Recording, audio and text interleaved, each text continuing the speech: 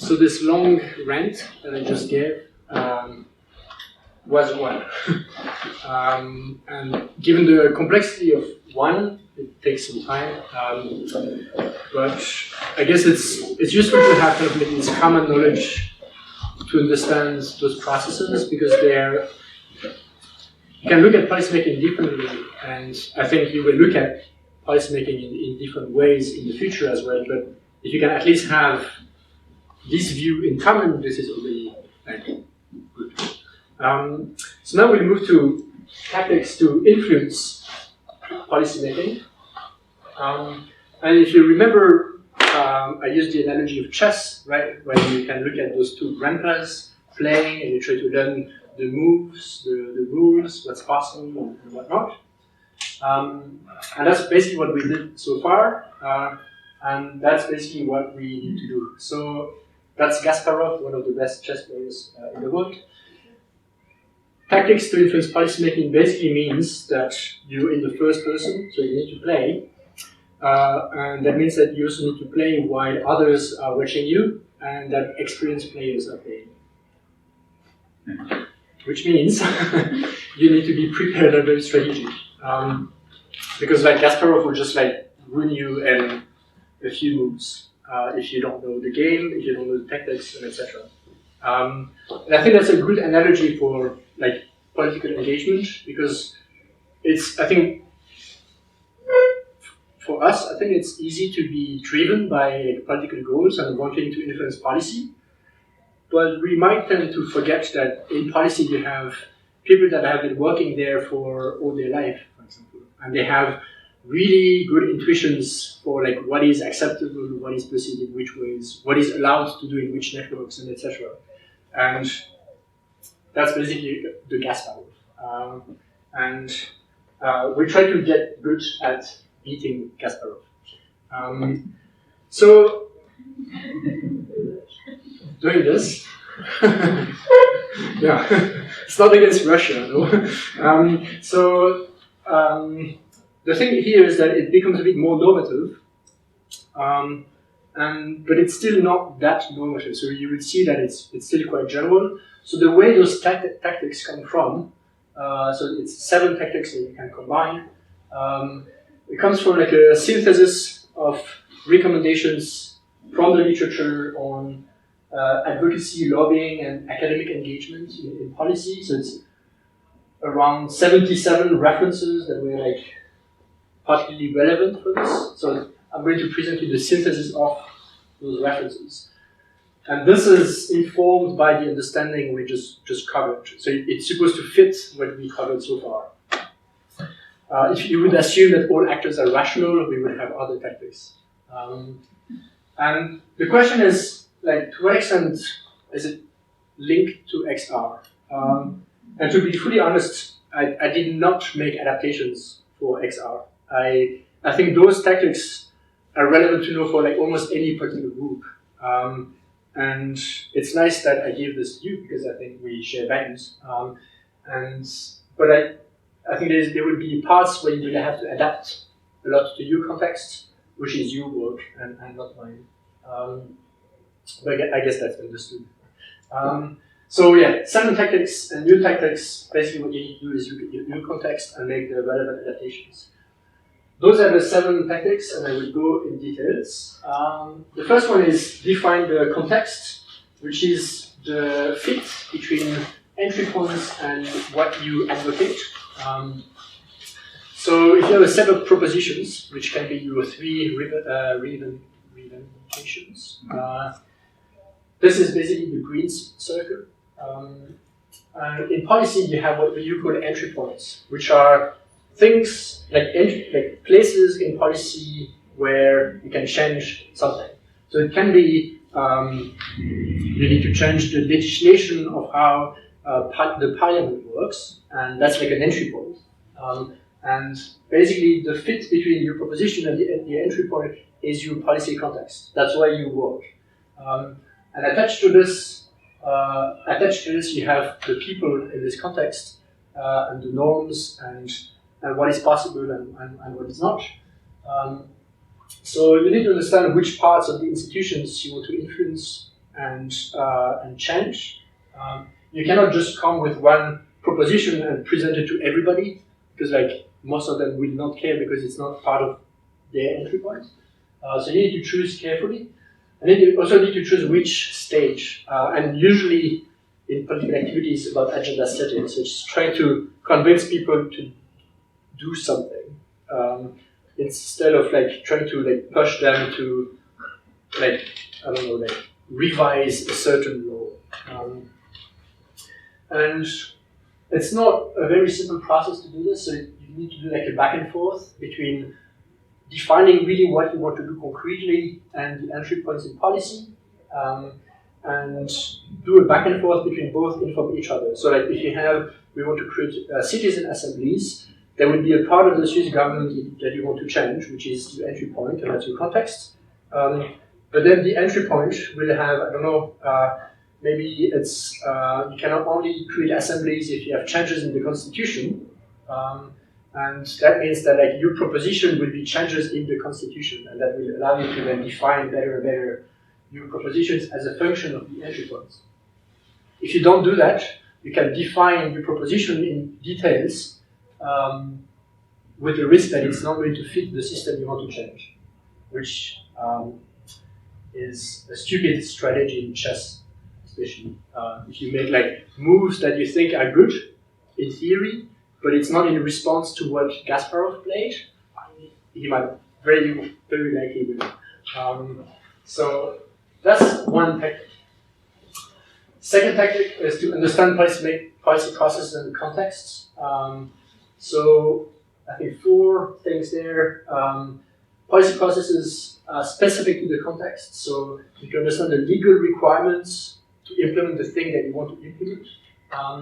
The bureaucratic processes, so like what's the pathway until basically what you want to do is cared about and it's implemented.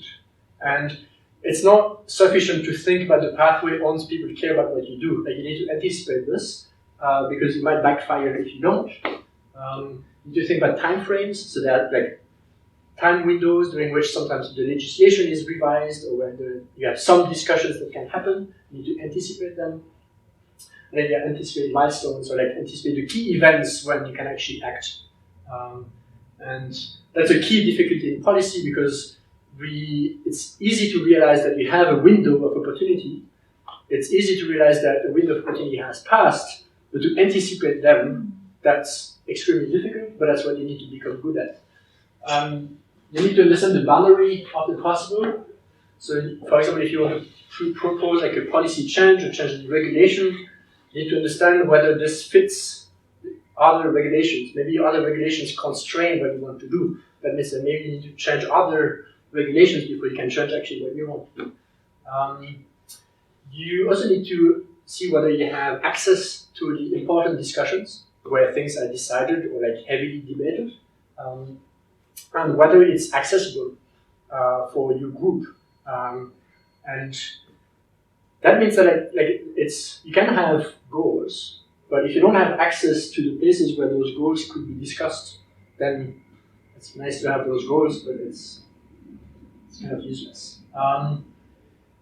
In policy, you have some information that is public, some information that is private, and you have kind of like implicit information about what happens inside the walls of a government and inside the decision-making teams or groups or coalitions. And they're private for reasons such that people cannot use them for their own goals. But that means that you need to have access to private information, so you need to place people in relevant places. And you need to understand also the power distribution. So like in policy, people have different powers. Some people can say, oh, I have the power to actually call for a vote in parliament. I have the power to propose something. I have the power to attend the sessions of the parliament, but I cannot vote. And you need to be aware of those votes and basically of those powers, and which powers you need to then create a change in your own context. To understand the social dynamics, so who is involved. The network structure, is it like very centralized around like specific coalitions that we really need to influence, because if we influence them, everybody else changes their opinion? Or is it very decentralized, and we kind of like, we can go from different places and then that will aggregate in a bottom-up manner? You need to understand power dynamics, so that means like some people have influence on others.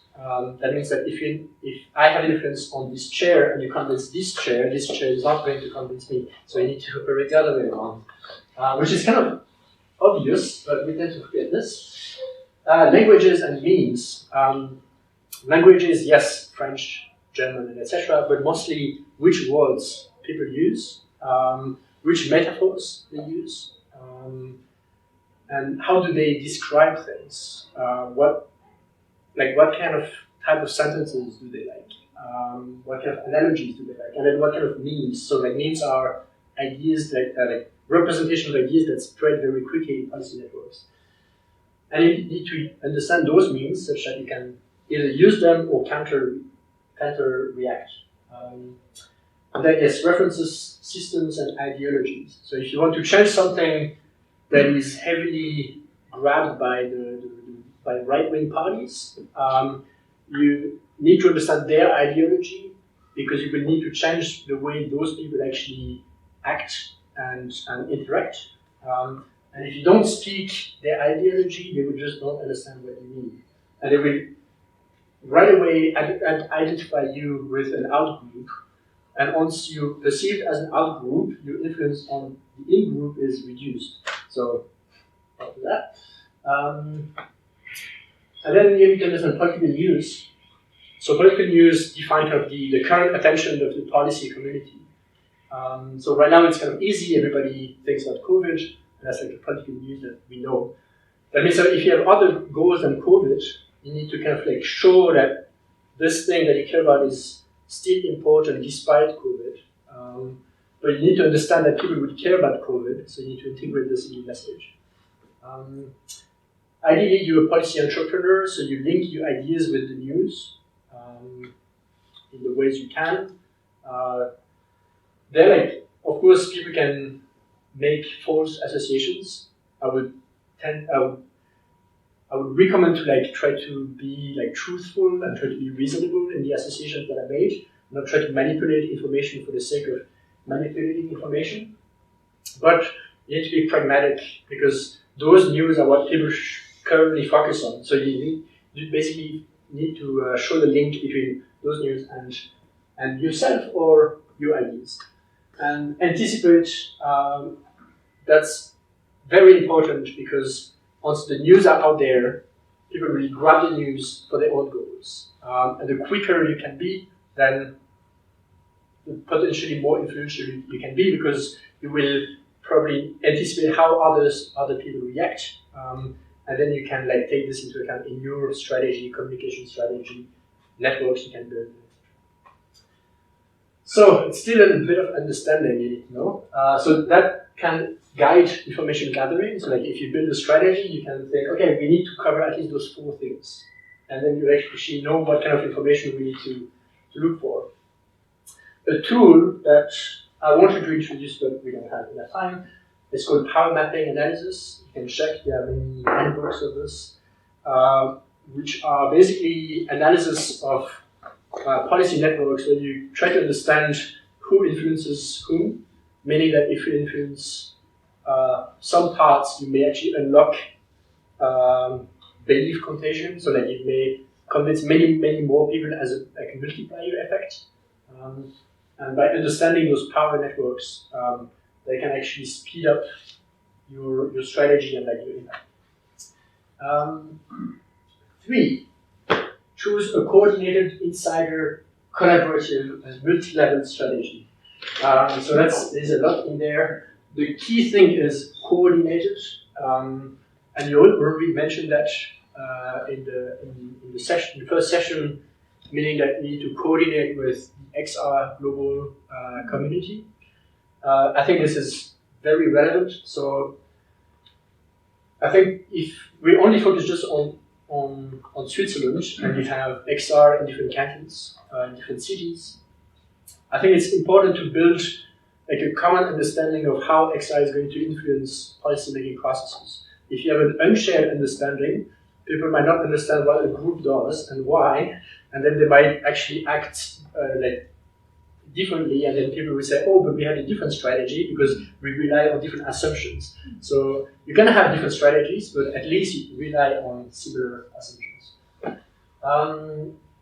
You can try to optimize for sharing learnings on what works in which context. So the benefits of Switzerland is that you can have a decentralized strategy. So you can have a Genevan context and Zurich context, and you can try something in Geneva and say, well, this didn't work for us, and maybe then Zurich will learn from this to then implement the same thing in a big city. That can relate to the efficacy of different framings, so like a different way to present your ideas. You can try different things locally, and that will give you information maybe on what to do nationally. Coordination to prevent unilateral action, and the risk of reputation loss for all actors. So that's a key problem in policy groups, is that you may have subgroups in your group that will act unilaterally without consulting you. And they might, for example, start talking about your three revendications, but in a way that is completely different than what you envisioned. And there's a risk that this subgroup will have, I don't know, a huge media coverage, will do like a lot of noise, and then the Swiss population will associate your ideas with what this group did, which will then create some kind of like a lock-in effect, or like you will have to then like create new associations, or like new framings to counter this. And this is like super unproductive. To give you an example, is in the disarmament community in the United Nations, there's this issue of like lethal autonomous weapons, and people started portraying this as a robotic issue, where it's mostly like a value issue in the end.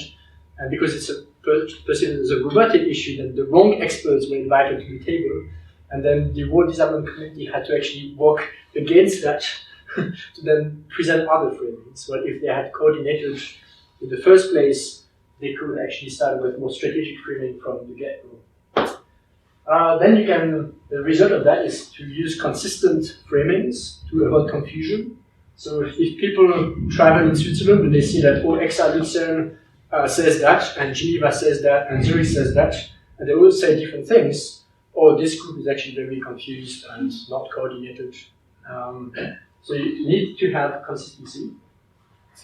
And then the thing is to anticipate those like windows of opportunity. So to anticipate when you can actually advocate for something like in public or actually create change.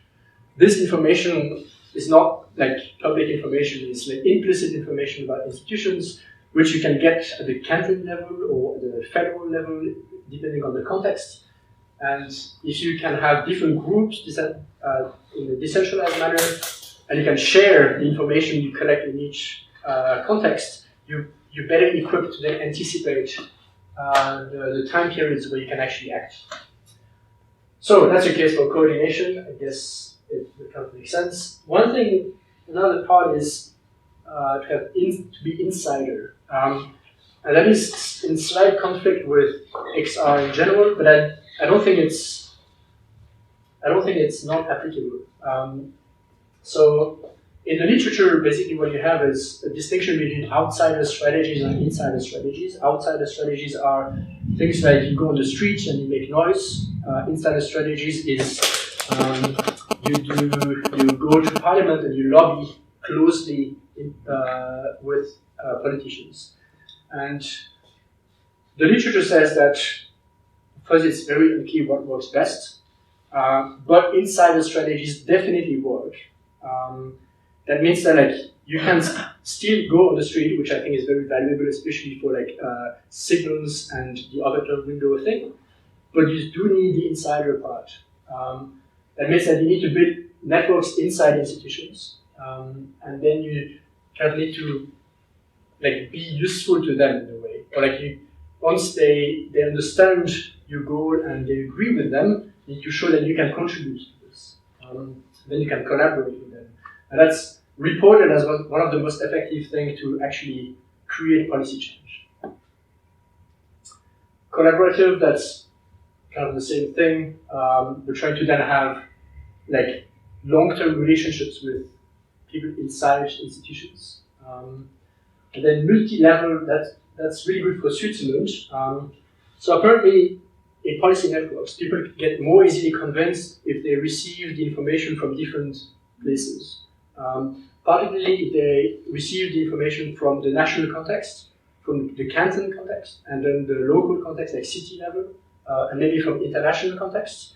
And if you have one of these things missing, you're much less likely to convince individuals. While if your ideas kind of resonate a bit from everywhere in the system, people will be like, oh, okay, it's kind of like a shared reality. And that's where you want to get at. I never said it's easy. Not a single time. Build a network. All right, policy network of different individuals. What you want to do is develop high degree centrality, which means you want to be an individual or group that has theoretically more connections than others, than your adversaries, for example. That is just reported as one key contributor to your tactics, is that if you have more connections, you have more information input, but you can also give more information output because you can spread information more easily. And then by having a central position, then you can also like make introductions. You can then choose people reliably based on their relevance and not just because they are there. And yeah, so that's one argument or one characteristic of your network. Another characteristic is that you need senior individuals. So when we are all young, it's kind of difficult to understand the fact that senior individuals matter, or that we do need more senior individuals. It's, yeah, like we wish it would be different. And the good news is that many senior individuals welcome youth. So it's not because you're young that you cannot be accepted by a senior individual. It's just that the senior individual will likely be more central in the network because has been there for a longer time period. The senior individual will have professional experience, so will tell you what is okay to do, what is not okay to do. A senior individual can make you introductions, etc. So your network must consist of senior individuals. Then you must have strong connections. So there's always this example of, I don't know, like a Facebook friend that has many friends, but knows none of them. Does this person have a good network? Probably not. What you want to do is have many connections, yes, but you want to have deep connections. So basically people you can trust, or you understand them, or they understand you.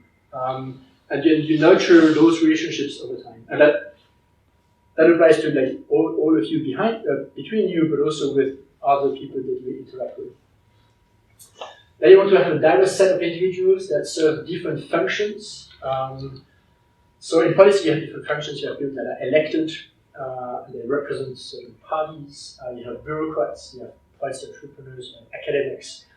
And ideally, you want to have networks that cover those different functions, because then you can use them when they're when they're relevant. So like for some things, you need politicians to be in the debate, for example. But if you want to think about the technicals of legislation and how to, what's the bureaucratic pathway to change the law, then you probably want bureaucrats, etc. So that was, and then, as I said, you want a high level of trust within the network. Because the problem is that as soon as you engage in policy, you will have to kind of find compromises with certain individuals on certain goals. Let's say climate change, which is a very broad goal. And the thing is, the people with whom you will have compromises, those people have other goals where you might be adversaries, and they do not want you relationship on climate change to backfire because your adversary is on something else. And that means that what you can do is build a level of trust that like you will not mess up your relationship, your collaboration on climate change because you diverge elsewhere. But that requires sufficient mutual understanding, sufficient trust, understanding of each other's values, and etc. So build a network. So you would then need systems to track your network. Like there are different ways you can do this. But like you can have different, in informatics, you can have softwares that can track your connections and the individuals you interact with. But what's most important here is that I think we all agree that network is important. But the thing is, and I've seen different groups or think tanks that they believe in the value of the network, but they don't do anything to actually build one or like nurture one or ensure that there is trust. The network is just like a byproduct of what they do. And my claim is that there should be specific activities that target network building and like network maintenance and etc. Frame. So a frame is basically how you present something.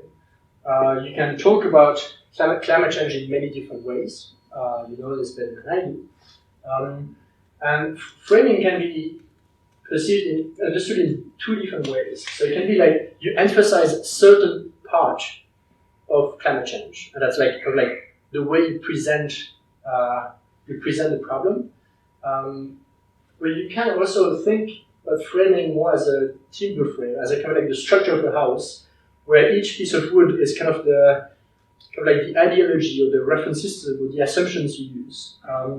And that's like a way to look at framing, because your framing will refer to ideologies, will refer to some values, will refer to certain facts, and that's the structure of your frames. And framing is very relevant because depending on the framing, people will understand you or not, and will agree or not. So what you can do is learn from existing frames. In climate change, you have a literature on this.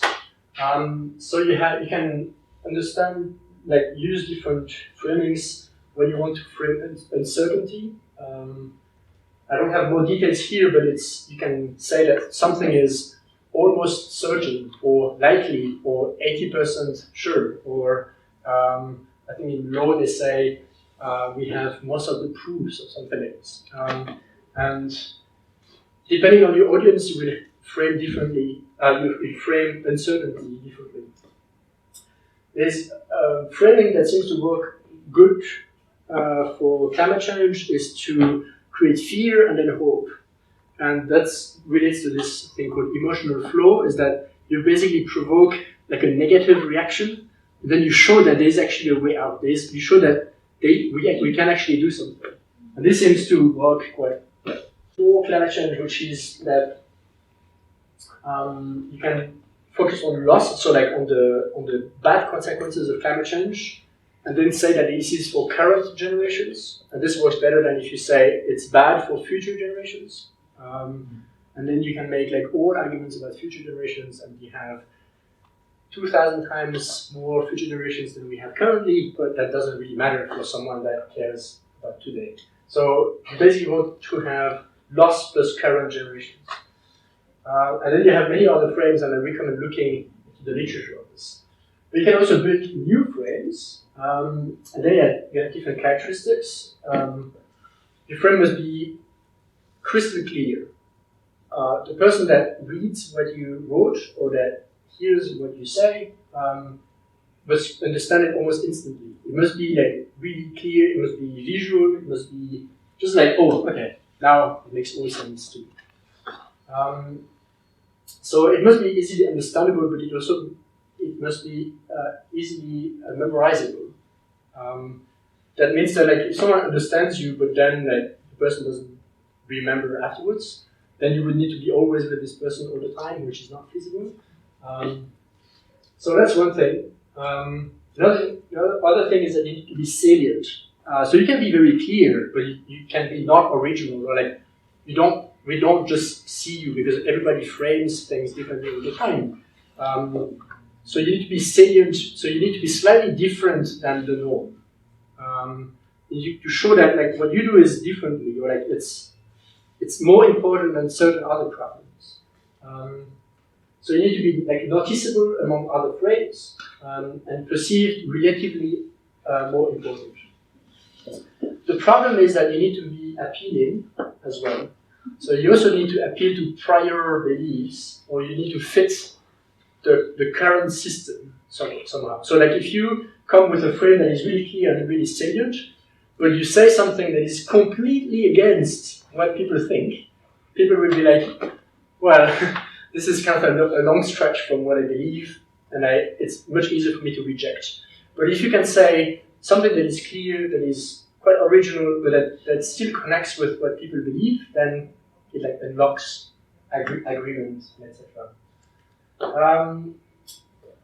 And it's not difficult enough, so we also need to be specific. So that means that you need to communicate clear, salient, and appealing frames differently to different population segments, because different population subsets have different value systems.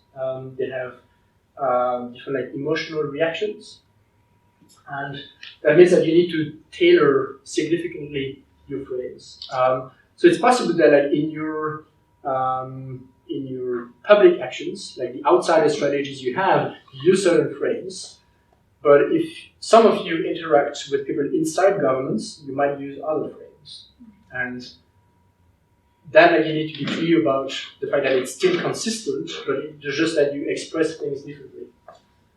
And then that's already the case, but you need to be to use frames that are psychologically informed. So so this better than I do, but for humans it's difficult to care about climate change because it's kind of like abstract. It's difficult to relate to when you live in Geneva. It might not concern me right away. It might concern my like future generations, which I care about, but it's still like, difficult to care about them. Or there's also the thing that the climate change communication so far has mostly relied on frames that appeal to the left. So you also want to use frames that appeal to the right, as François said earlier. And one example is when the Pope Francis said that climate change is a Christian problem, like it's a problem for the Christian community, and then you have more right-wing people that said, okay, that makes sense. Yeah, that's what you need. Which is so a bit painful, but it's basically how pragmatic you should be. So then, cultivate pragmatism to hedge against idealism. So the two last tactics are a bit more general and a bit more about how you should approach things generally. So this is the brain of an XR rebel, which is the same as all the other brains I showed in this presentation. And so this problem with human brains is that when you bombard human brains with complexity, we tend to take shortcuts. Of course, because we cannot understand everything, we cannot make sense of everything, so we need to take shortcuts to make decisions. That's normal. The problem is that those shortcuts might be good at a certain point in time and relevant in specific contexts, but the world continuously evolve. So your shortcuts might all the time become some sort of idealism, or you can have slippery slope arguments, or you might have wishful thinking, I think we can influence policy just by giving flags. Of course not. Or you may also have confirmation biases. So it's understandable that if we have beliefs, you consume information that will confirm those beliefs and you will select this information. But over time you need to counter this because you may have information that contradict what you think. And basically you need a way to kind of remind yourself to be pragmatic and believe that your current belief system is not the ideal one.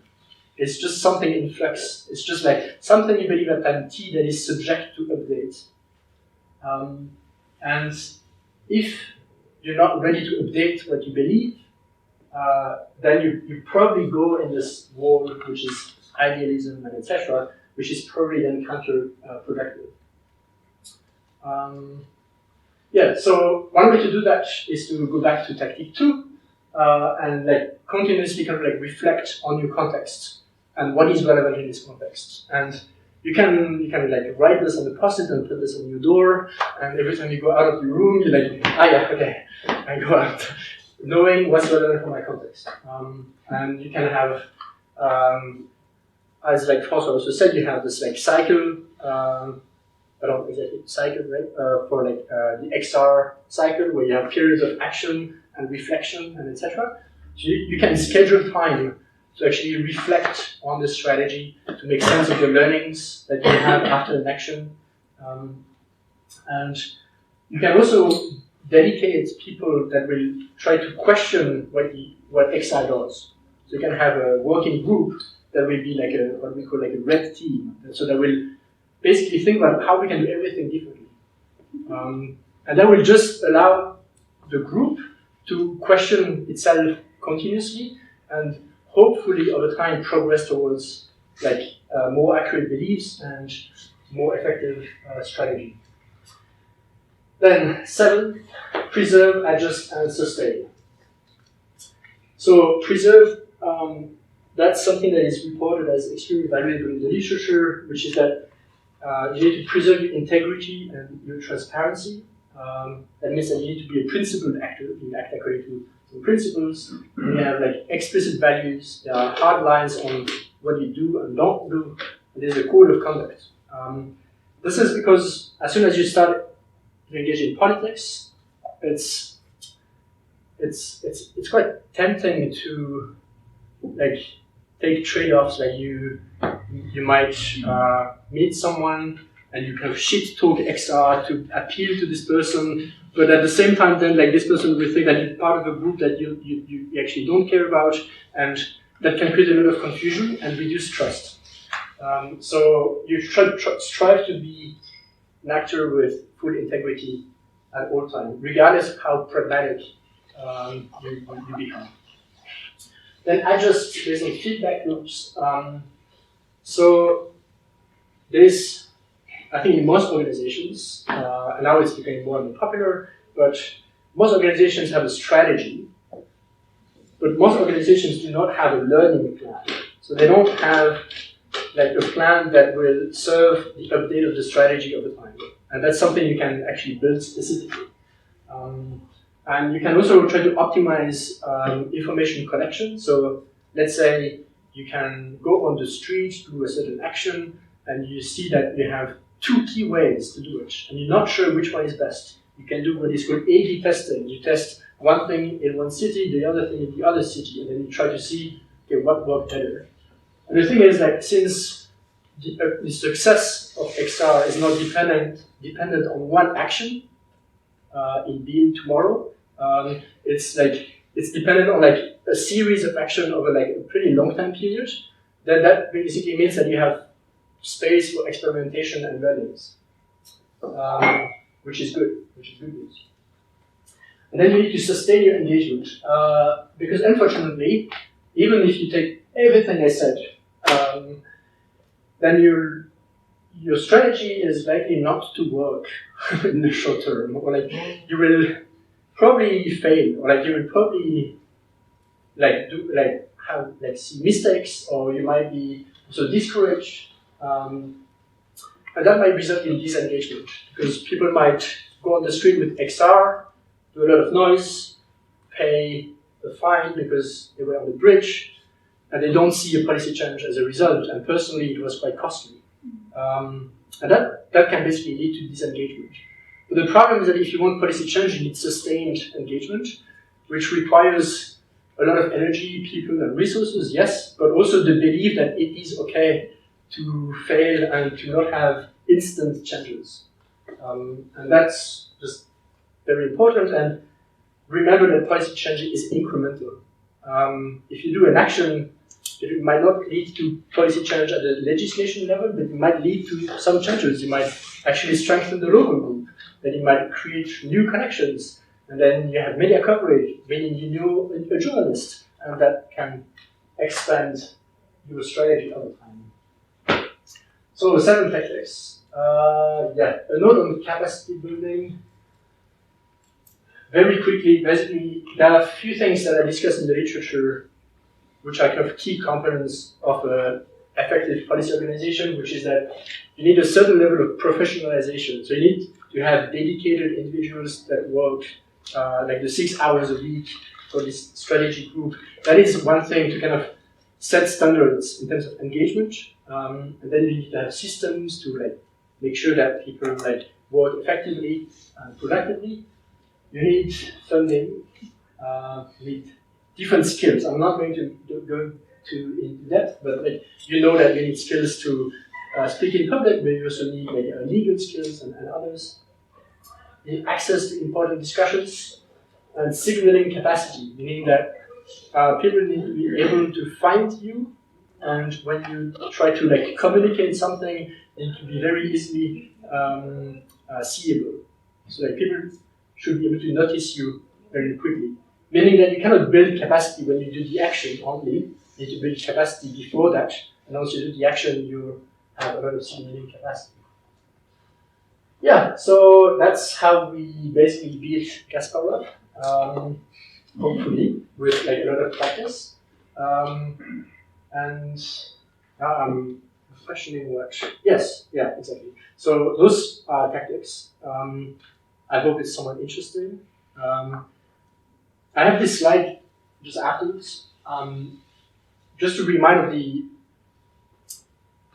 the uncertainty of policy change. That like even though you integrate the tactics that I just mentioned, you will still operate with like limited knowledge and in a system that you cannot really predict that well. Meaning that you will have to like learn over time, and this is fine. And this, I think, one word that needs to be remembered when it comes to tactics is pragmatism. And it's very simple like, to say that we need to be pragmatic, but I think with the 7 tactics you kind of understood why I made this.